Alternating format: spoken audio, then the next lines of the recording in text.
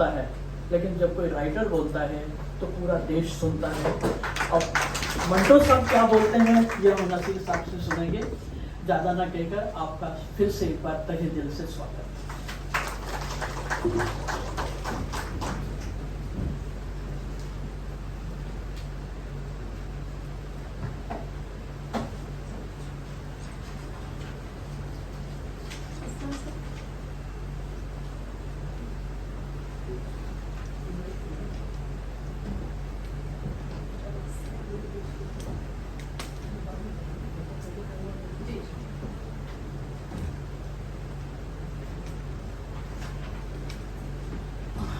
یہ تھی محترمہ ریٹا کمار صاحبہ. اب میں گزارش کروں گی کتھا کتھن کے بانی جناب جمیل گرریز صاحب سے. جمیل گرریز صاحب کا نام تعارف کا محتاج نہیں ہے. کتھا کتھن نامی ادارے کے بانی ہیں اور یہ ادارہ انہوں نے اس لیے قائم کیا کہ ہندوستانی ادب کو عوام تک پہنچایا جائے، خواہ وہ اردو زبان میں ہو یا ہندی میں. اس طرح انہوں نے ادبی شہپاروں کو اپنی آواز دی. جن کے لیے رسم خط سمجھنا مشکل ہے ان کے لیے آواز میں آسانی پیدا کر دی. اور جناب جمیل گرریز صاحب کے قائم کردہ ادارے کتھا کتھن کی ٹیم نے اپنی آواز کے ذریعے ہندوستانی ادب کو لوگوں کے دلوں اور ذہنوں تک پہنچانے میں کامیابی حاصل کی ہے. یہ بھی اردو زبان یا ہندوستانی زبان کی خدمت ہے جس کے لیے جمیل گرریز صاحب اور ان کی ٹیم کے افراد مبارکباد کے مستحق ہیں. میں جمیل گرریز صاحب سے گزارش کرتی ہوں کہ وہ آئیں اپنے چند کلمات سے سامعین کو نوازیں.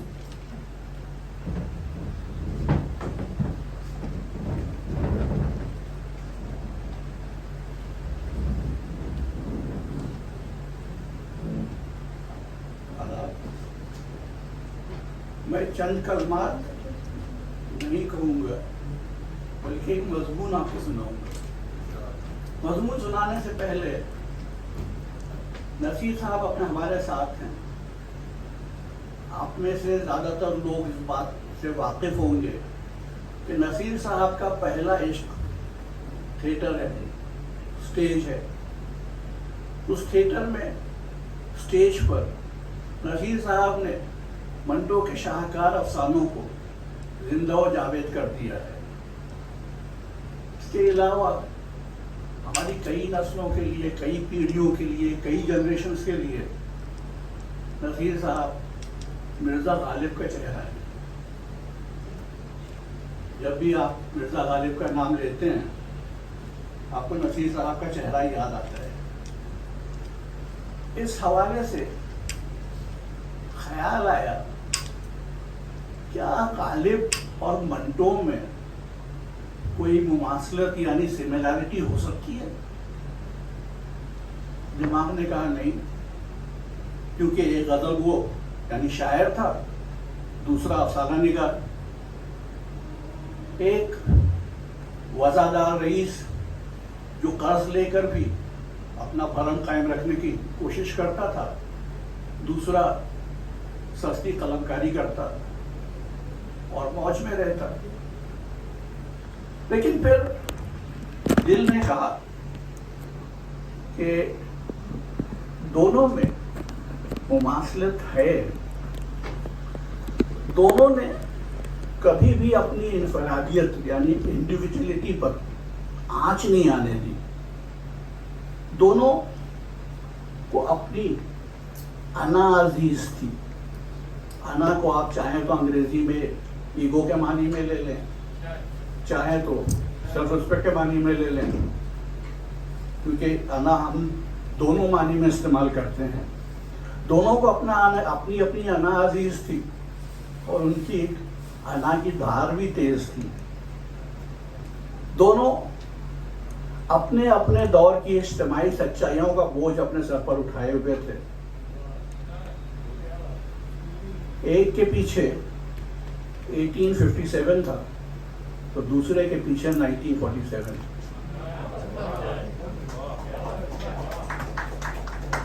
دونوں کو زمانے کی ناقدری کا احساس تھا. اس کی شکایت انہوں نے اپنی تحریروں میں کی ہے. دونوں شراب نوشی کا ذکر بھی خوب کیا کرتے تھے کہ رہنے دو ابھی صابر و مینا میرے آگے.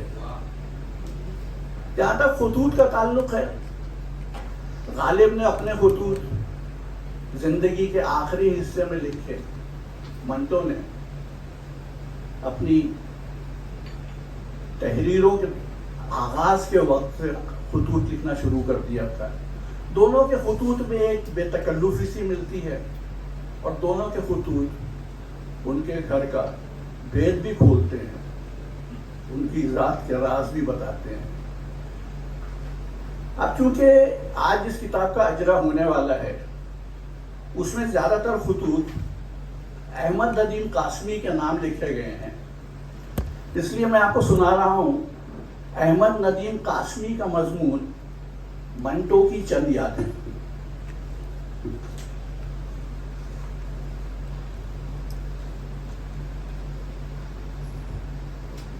میں وہاں بیٹھ کر پڑھ سکتا ہوں؟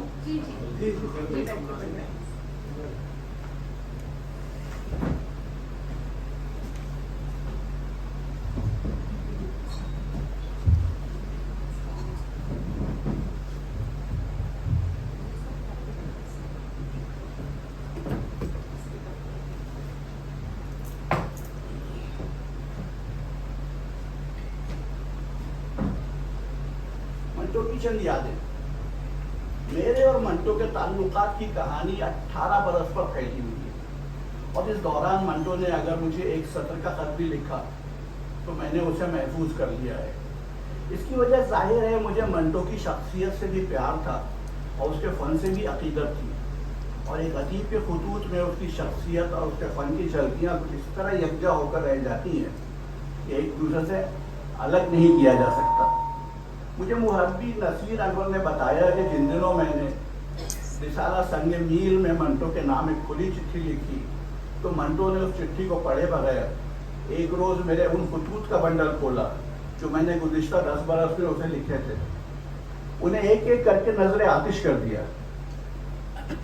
1937 میں اختر شیرانی مرحوم کے تبسط سے ہمارا تعارف ہوا، اور 4 برس کی خط و کتابت نے ہمارے درمیان خلوص کا ایک ایسا رشتہ قائم کر دیا جس کے بارے میں منٹو کو 1940 تک یہ ڈر لگا رہا کہ اگر کہیں ہم دونوں کی ملاقات ہو گئی تو یہ رشتہ ٹوٹ جائے گا.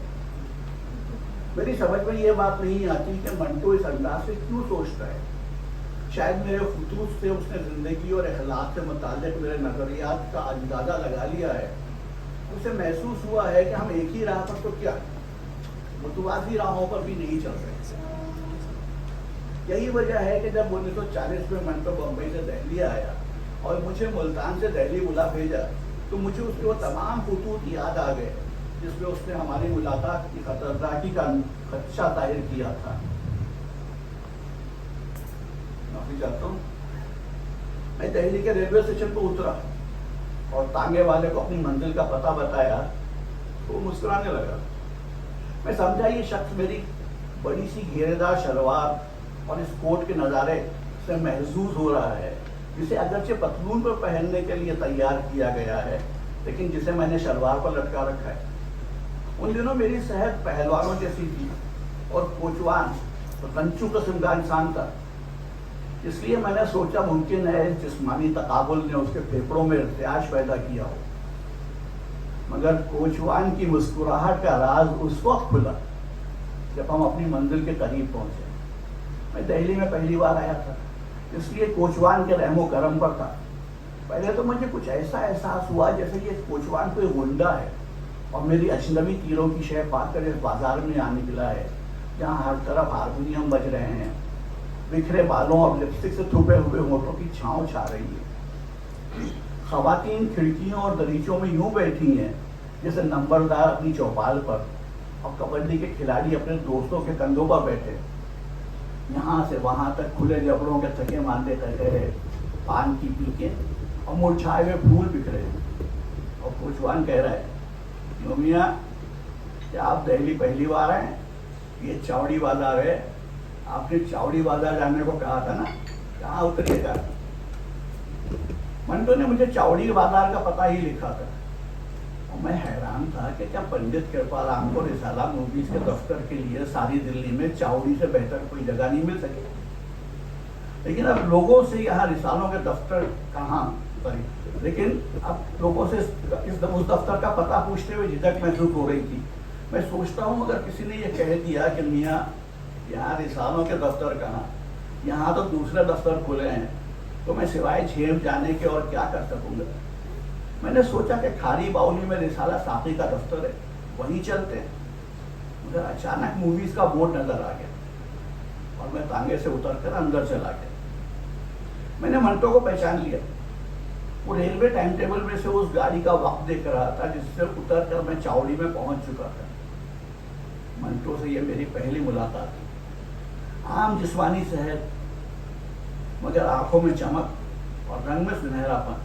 شام کو ہم نئی دہلی کے ایک الٹرا ماڈرن سنیما ہال کی چوتھی منزل پر بذریعہ لفٹ منتقل کر دیے گئے، جہاں میں نے ایک مراٹھی ادیب کھانڈیگر کی فلمی کہانی دھرم پتنی کے مکالمے اور گیت لکھنا شروع کیا، اور منٹو نے ان مکالموں اور گیتوں کو ٹائپ کرنے کا کام سنبھال لیا.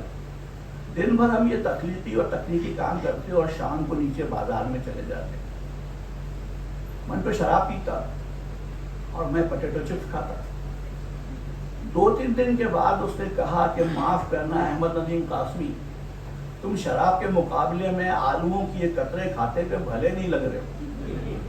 اور دوسرے دن اس تنہائی کو دور کرنے کے لیے شاہد لطیف کو، جو ان دنوں علی گڑھ یونیورسٹی میں ایم اے کے طالب علم تھے، دہلی بلا لیا اور ہم سنیما ہال کی چوتھی منزل پر 10-12 روز تک مقیم رہے.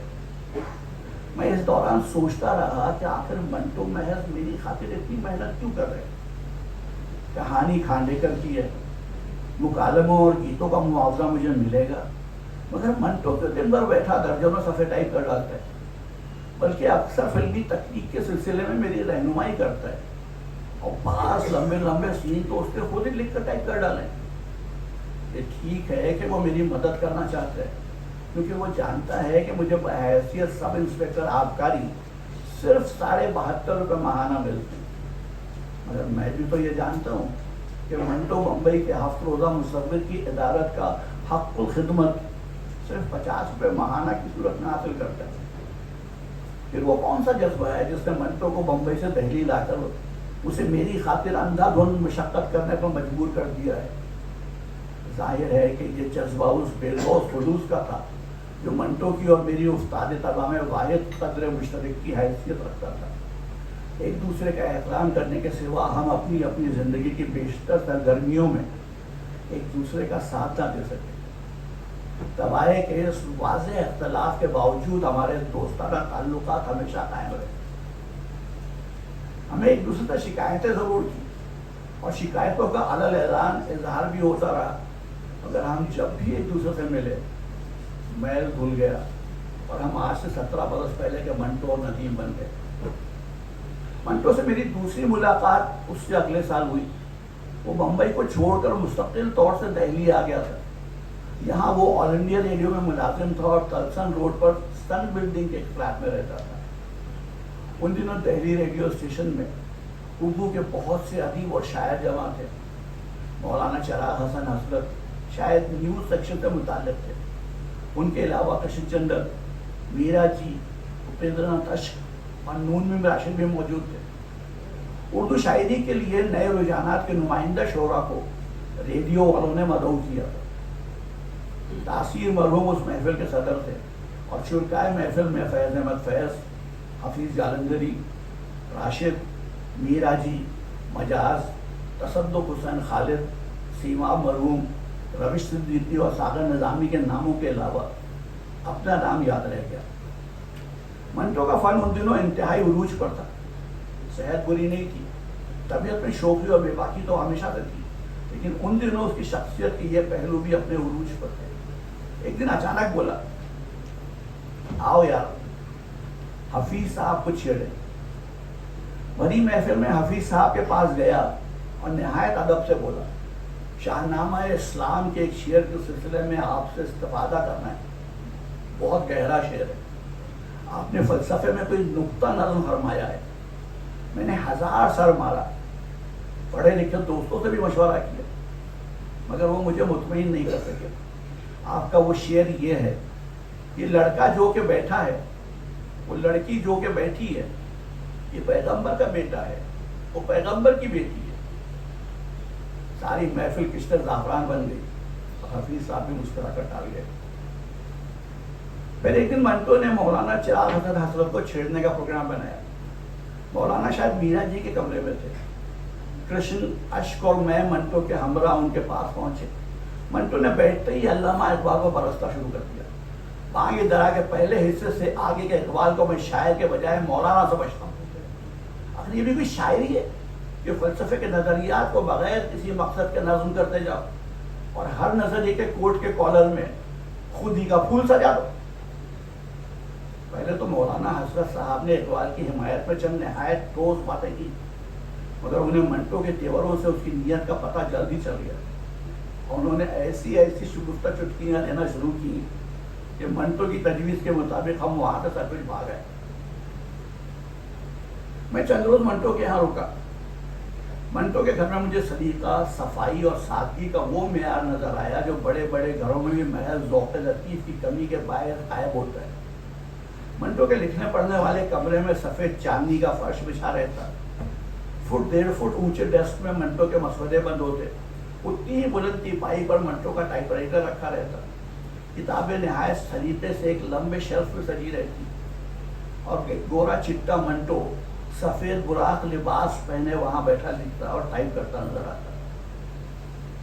وہ اپنی شراب کی بوتل کو بھی اس ڈیسک کے نیچے چھپاتا تھا, اس لیے کہ ان دنوں منٹو کی بڑی بہن اس کے یہاں مقیم تھی اور منٹو کہتا تھا کہ میں اپنی بہن سے ڈرتا ہوں.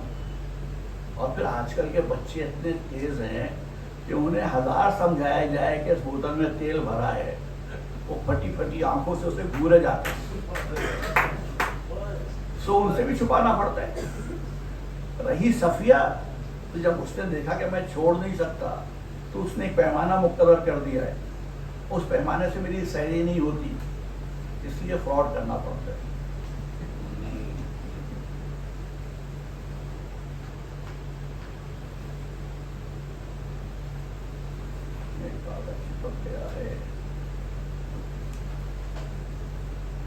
سوری, کاغذ بڑی ضد کے ساتھ چپکا ہوا ہے, جیسے کہ پرانے عاشق ہوں.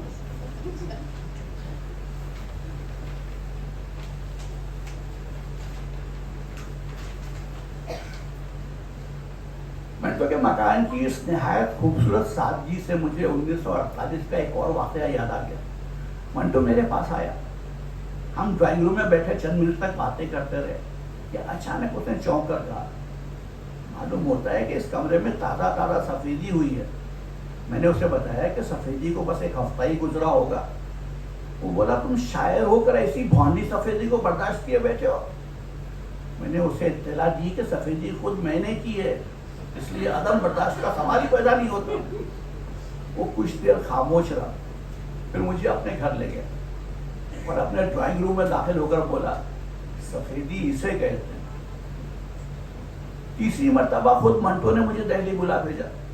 منٹو اور کرشن چندر نے بنجارا کے نام سے ایک فلمی کہانی لکھی تھی اور مجھے اس کے گیت لکھنا تھا.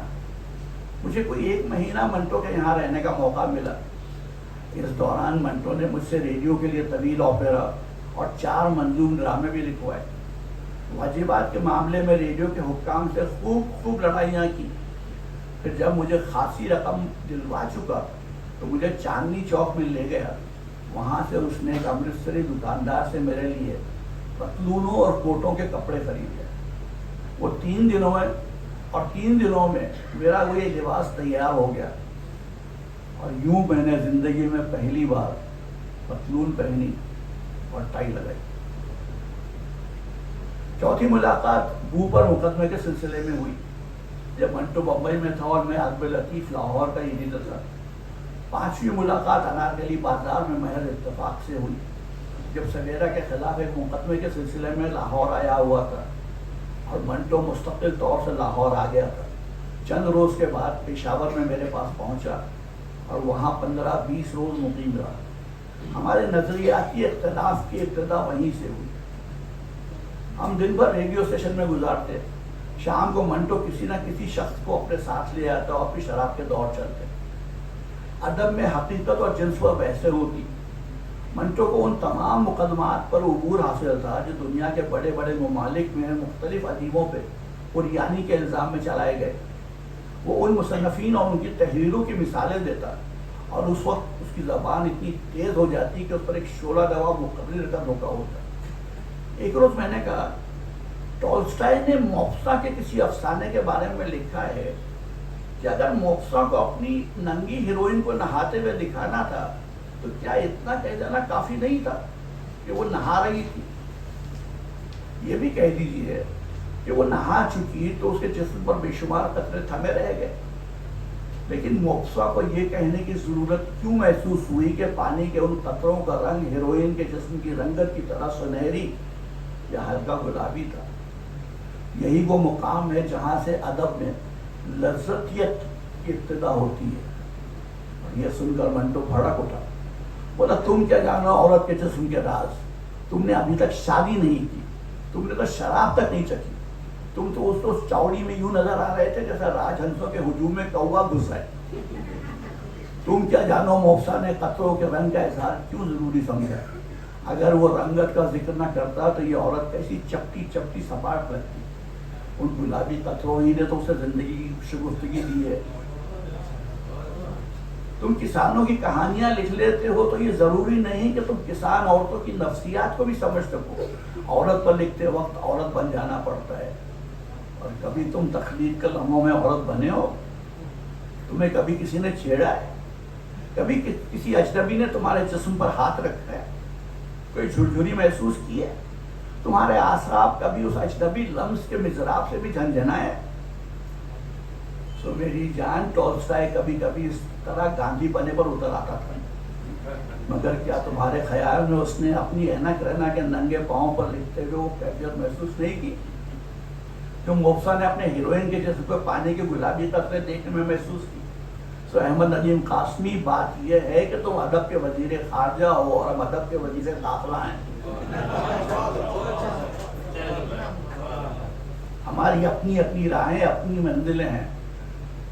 نہ ندیم منٹو بن سکتا ہے, نہ منٹو ندیم. ٹولسٹائی ہے اور موفسا ہے. اور میرے خیال میں نے ایک پیک زیادہ چڑھا لیا ہے. چلو اب سو جائیں. ان دنوں میں نے تہیہ کر لیا کہ منٹو سے اس کے بعد افسانوں کے عریاں ٹکڑوں کی عریانی کی حقیقت تسلیم کرا لوں. میں پنجے جھاڑ کر اس کے پیچھے پڑ گیا اور آخر ایک روز منٹو ایسی تلخ کلامی پر اتر آیا جس کا میں تصور تک نہیں کر سکتا تھا. پھر ایک روز میں نے اسے وہیں پشاور میں بہت زیادہ شراب پینے سے روکا تو وہ تنگ آ کر بولا یہ میرا پرائیویٹ معاملہ ہے اور تم میرے دوست ضرور ہو, مگر میں نے تمہیں اپنے ضمیر کی مسجد کا امام مقرر نہیں کیا. دوسرے ہی دن اسے اپنے خوبصورت فقرے کی تلخی کا احساس ہو گیا کیونکہ اس کی باتوں اور تیوروں سے معلوم ہوتا تھا کہ وہ مجھے منا رہا ہے. پھر لاہور میں جب ہمارے درمیان مہینوں کوئی ملاقات نہ ہوئی, وہ ایک دن میرے یہاں آیا, مجھے اپنے گھر لے گیا. پھر بولا یہ باتیں نوٹ کر لو میری جان, شاید چند دنوں بعد تمہیں 2 باتیں مرحوم منٹو کی یاد میں لکھنا پڑے. یہ سن کر خلاف معمول میں آپے سے باہر ہو گیا اور میں نے یہ سوچے بغیر کہ منٹو نشے میں ہے کہنا شروع کیا اگر آپ کو میری دوستی اتنی عزیز ہے تو پھر شراب چھوڑنی پڑے گی. آپ تو پاگلوں کی طرح پیتے ہیں. کہ آپ کو یہ احساس نہیں ہوتا کہ جس گھر میں آپ پی رہے ہوتے ہیں اس میں نگہت بیٹی بھی رہتی ہے. یہ وہی بچی ہے جس کی ایک نہایت پیاری تصویر آپ نے بمبئی سے مجھے بھیجی تھی اور جو میرے پاس اب تک محفوظ ہے. آپ تو ادب کے وزیر داخلہ ہیں, لیکن کیا آپ نکھت کے اس داخلی رد عمل کو خود سے محسوس نہیں کر سکتے جو چند برس کے بعد آپ کو اس کیفیت میں دیکھ کر اس کے ذہن پر وارد ہوگا؟ اور اگر آپ کو اس بات کا احساس نہیں ہے تو اپنے آپ کو ادب کا وزیر بے قلمدان کہا کیجیے, کیونکہ جو ادیب صرف اپنے اندر بند رہتا ہے. اور منٹو نے کہا اس فراڈ کی کوئی خاص ضرورت نہیں. اور اس کے بعد اس نے مجھ سے صاف صاف کہہ دیا کہ اس کی ذات کے معمولات میں دخل دینے کا مجھے کوئی دور دراز کا حق نہیں. میں خفا ہوئے بغیر چلا آیا کیونکہ مجھے یقین تھا کہ کل ہوش میں آ کر ان باتوں پر پچھتائے گا, مگر وہ نہیں پچھتایا. بلکہ چند روز بعد سر راہ ملاقات ہوئی اور میں نے شکایت کی تو معلوم ہوا کہ اس روز جو کچھ اس نے کہا تھا وہ حرف آخر تھا और वो नशे की नहीं होश की बातें कर रहा था। तब मैंने हथियार डाल दिए। इस दौरान गाहे गाहे मुलाकात होती रही, मगर ये हकीकत अपनी जगह कायम रही कि ना मंटो को अपनी निगाह पसंदियों में मेरी रफाकत गवारा है और ना मुझ में इतना हौसला है कि उसे आहिस्ता आहिस्ता खत्म होते हुए देखूं और कुछ ना बोलूं। मैंने बोल कर देख लिया था, मगर अब मुझे कुछ ऐसा एहसास होता है कि मैंने बुज़दिली दिखाई थी। मैं उसका पहरेदार बनकर क्यों ना बैठ गया। मैं उसकी झिड़कियां और गालियां तक सहता, मगर उसे जिंदा रखने की कोशिश करता। इस मुहिम में उसके घराने के अफराद, उसके चंद नेक नफ्स दोस्त मेरा साथ देते और हम सब मिलकर कौम की उस मता को इतनी जल्दी नाबूद होने से बचा लेते। और मंटो ने एक बार मुझे ये भी तो लिखा था कि मुझे आपकी हमेशा जरूरत रहेगी। सो अब दो मातम मेरे सुपुर्द हुए, एक मंटो का और दूसरा अपनी इज्जत नफ्स के तहफ्फुज़ के ढोंग का।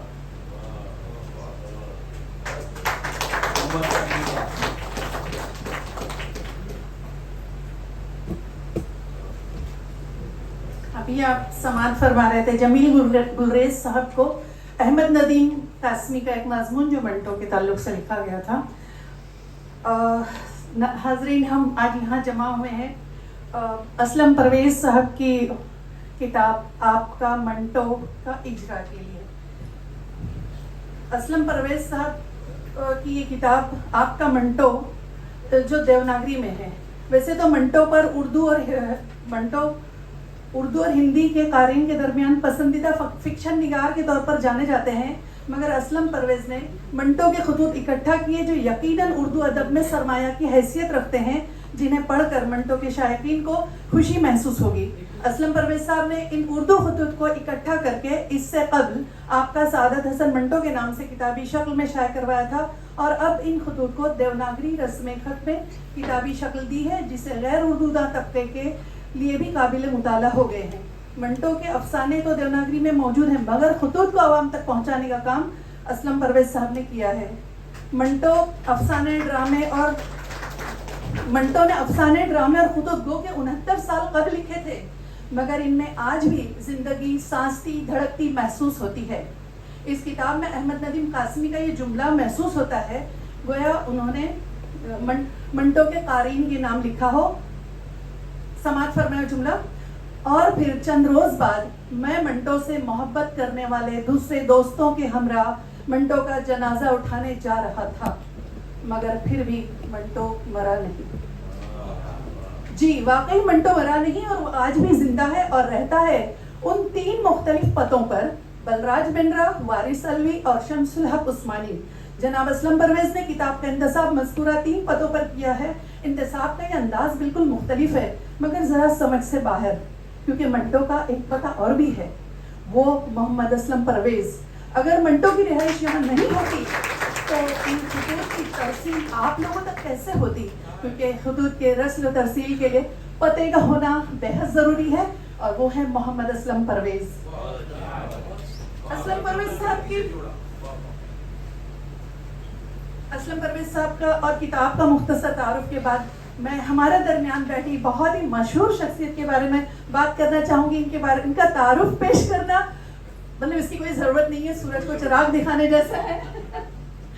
तो पद्म भूषण, पद्मश्री के अलावा 3 नेशनल फिल्म एजाज़ात और 10 फिल्म फेयर अवार्ड से नवाजे जाने वाली मशहूर शख्सियत जनाब नसीरुद्दीन शाह इस वक्त हमारे दरमियान है। नसीरुद्दीन शाह साहब की शख्सियत इन अवार्ड से कहीं ज़्यादा बड़ी है, और अवार्ड उनकी पहचान नहीं है, उनकी पहचान वो अदाकारी का जौहर है जिसने 100 के करीब कामयाब फिल्में दी हैं। नसीरुद्दीन शाह साहब ने फिल्म के जिस किरदार को कबूल किया इसमें ढल गए, बल्कि उसे जीने लगे कहना ज़्यादा दुरुस्त होगा। नसीरुद्दीन शाह साहब की पहचान उनका वो मिजाज है जो समाज की नब्ज को पहचानता है, समाज में होने वाली उथल पुथल और उतार चढ़ाव को दूरअंदेशी से देखकर इसका मुंह तोड़ जवाब देते हैं। ऐसे मौके पर कभी खामोश नहीं रहते। बेहतरीन अदाकार और समाज का दर्द महसूस करने वाली बेहतरीन शख्सियत है नसीरुद्दीन शाह साहब। जोरदार तालियों से इस्तकबाल कीजिए। मैं आपको दावत देती हूँ।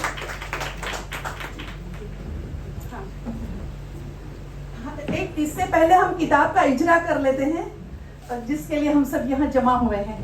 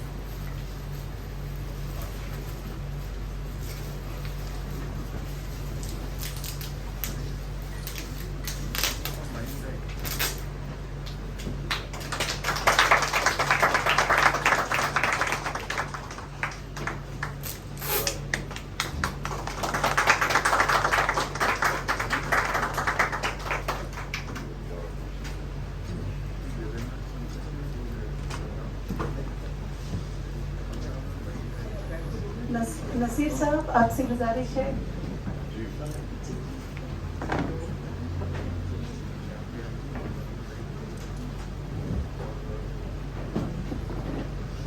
आदाब, नमस्कार।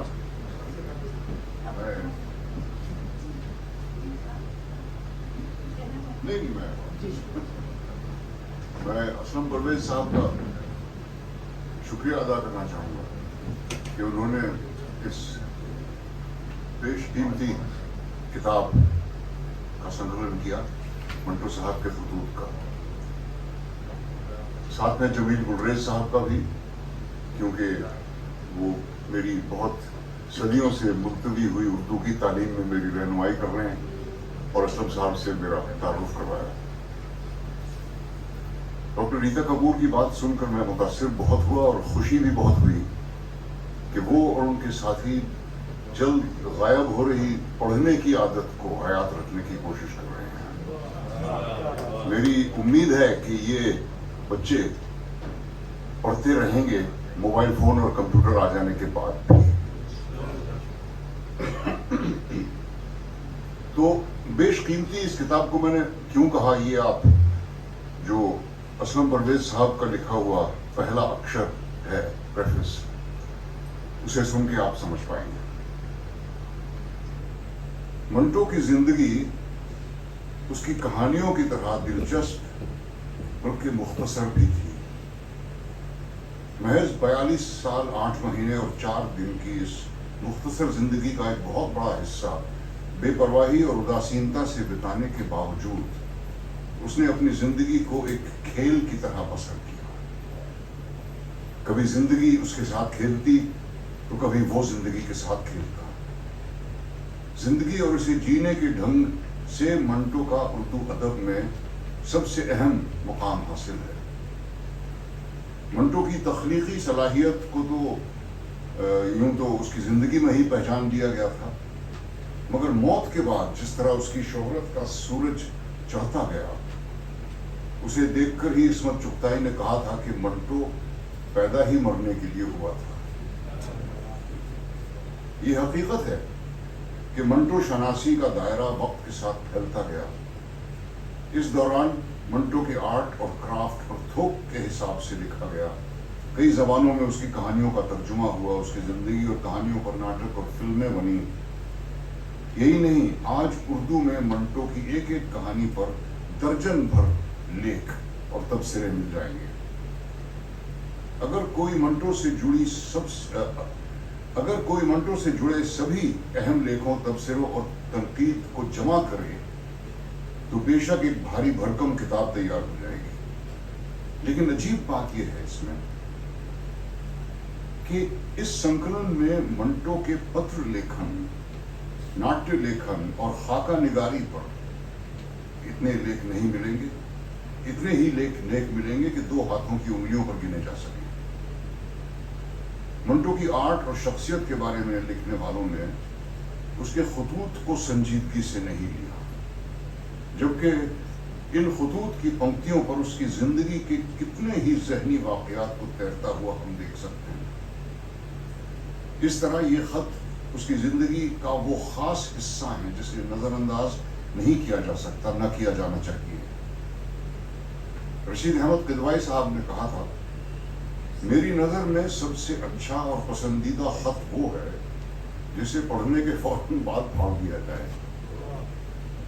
اس کی وجہ یہ ہے کہ خط سے بڑا گھر بھیدی کوئی نہیں ہوتا اور گھر کے بھیدی سے زیادہ بھروسے مند اور قابل اعتماد متکلم کون ہو سکتا ہے. جاننے والے جانتے ہیں کہ گھر کے اس بھیدی کو منہ لگانے کے معاملے میں منٹو کبھی پرجوش نہیں رہا.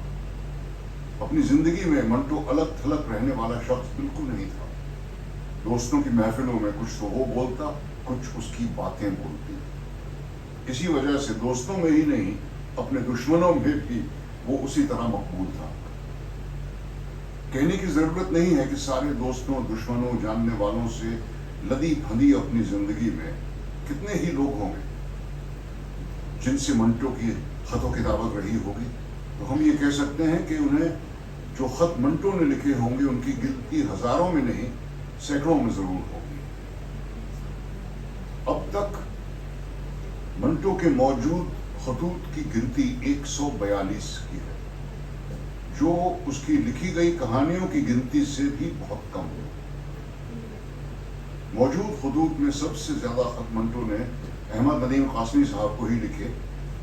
قاسمی صاحب کو جو محبت اور عقیدت منٹو کی ذات اور اس کے فن سے رہی, اس کا اندازہ منٹو کے لکھے ان خطوط سے بھی ہو جاتا ہے. اہم بات اس میں یہ ہے کہ منٹو نے اگر ایک لائن کا خط بھی لکھا تو قاسمی صاحب نے اسے سنبھال کر رکھا. اس طرح منٹو کی سوانح عمری کا یہ ایک قیمتی حصہ ختم ہونے سے بچ گیا. 10 سال کے وقفے میں احمد ندیم قاسمی کو لکھے گئے یہ خط اس وقت کی یادگار ہیں جب منٹو بمبئی میں تھا اور قاسمی صاحب لاہور میں. یہی وہ زمانہ تھا جب منٹو میگزینز کے لیے افسانے, ریڈیو کے لیے ڈرامے اور فلموں کے لیے کہانی اور مکالمے لکھا کرتا تھا. اس قدر مصروف ہوتے ہوئے بھی جس تسلسل سے منٹو نے قاسمی صاحب کو خط لکھے اور ان کے جواب دیے, وہ خود دونوں کے رشتوں کی کہانی بیان کرنے کے لیے کافی ہے. جبکہ دونوں ہی الگ مٹی سے ڈھلے انسان تھے. ایک خط میں منٹو اپنے اور قاسمی صاحب کے بارے میں کہتا ہے کہ ہم مٹی کے 2 ڈھیلے لڑک لڑک کر ایک دوسرے کے قریب آنا چاہتے ہیں. منٹو کے بارے میں عام طور پر یہ کہا جاتا ہے کہ وہ بدتمیزی کی حد تک منہ پھٹ تھا. لگی لپٹی نہ وہ خود کرتا تھا نہ رکھنے والوں کو پسند کرتا تھا. جھوٹ, مکاری, فریب, بناوٹی پن اور دکھاوٹی پن کو دشمن کی آنکھ سے دیکھنے والا منٹو انہیں بے نقاب کرنے کا کوئی موقع نہیں چھوڑتا. منٹو نے اپنے بارے میں ایک جگہ لکھا ہے, یہ بھی ہو سکتا ہے کہ سعادت حسن مر جائے اور منٹو زندہ رہے. اصل میں سعادت حسن جو زندگی جی رہا تھا, منٹو پوری طرح اسے قبول نہیں کر رہا تھا اور نہ ہی وہ سعادت حسن سے خود کو الگ کر پا رہا تھا. اس نے اپنی ساری طاقت سعادت حسن اور منٹو میں ایک خوشگوار سلیقہ پیدا کرنے میں جھونک دی. موت جو بہت سے لکھنے والوں کے لیے اوبسیشن رہی ہے, منٹو بھی اس سے آزاد نہیں تھا. اپنی موت سے 5 مہینے پہلے اپنے سامنے سرکائی ہوئی آٹوگراف بک پر دستخط کرنے سے پہلے اس نے اپنی قبر کا خطبہ لکھنے پر اسے مجبور کر رہا تھا. یہاں سعادت حسن منٹو دفن ہے. اس کے سینے میں افسانہ نگاری کے سارے اسرار و رموز دفن ہیں. وہ اب بھی مانو مٹی کے نیچے سوچ رہا ہے کہ وہ بڑا افسانہ نگار ہے یا خدا.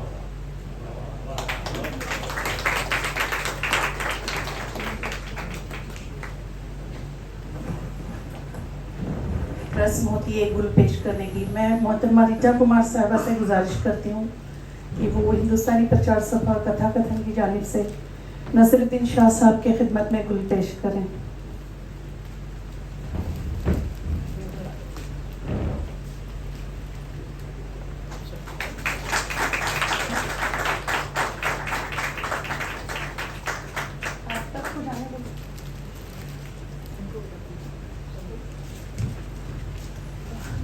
मैं जनाब असलम परवेज साहब से गुजारिश करती हूँ तशरीफ लाया।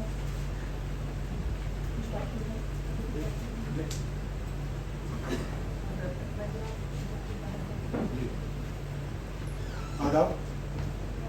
मैं सिर्फ शुक्रिया अदा करने के लिए यहाँ आया हूँ। आज मैं खुद को दुनिया का सबसे अमीर आदमी और दुनिया का सबसे गरीब आदमी बैक वक्त महसूस कर रहा हूँ। अमीर आदमी इन मानों में कि नसीर भाई यहाँ मौजूद हैं और उनके हाथों मेरी किताब की रोनुमाई हुई है। इसके लिए मेरे लिए यह बहुत बड़ा इवेंट है। वाक़तन नसीर भाई का होना हमारे दरमियान में ये बहुत बड़ी बात है और मैं गरीब इन मानों में अपने आप को महसूस कर रहा हूँ कि उनका शुक्रिया अदा करने के लिए मेरे पास सचमुच अल्फाज नहीं है। मैं फॉर्मली नहीं कह रहा हूँ, आई मीन इट।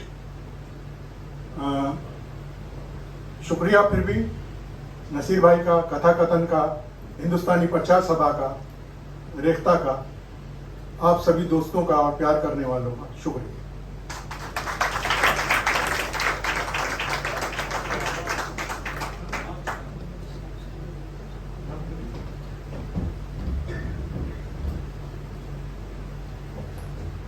आप सबका शुक्रिया तो उन्होंने बहुत अच्छे शब्दों में कह दिया, लेकिन हम सब भी तालियों से मंच पर मौजूद हमारी शख्सियत का शुक्रिया अदा करते हैं कि उन्होंने हमें समय दिया और बहुत कुछ